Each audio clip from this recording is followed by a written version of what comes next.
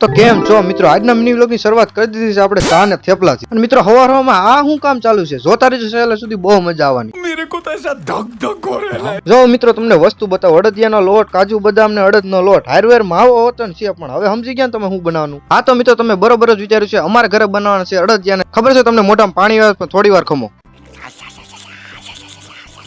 થોડીક વાર પછી આપણે ફૂમકા વાળવાનું કરી દીધું ચાલુ, અને આપણે હંતે હંતે એક અડદિયું ખાઈ લીધું કે જોયું કેવો ટેસ્ટ છે।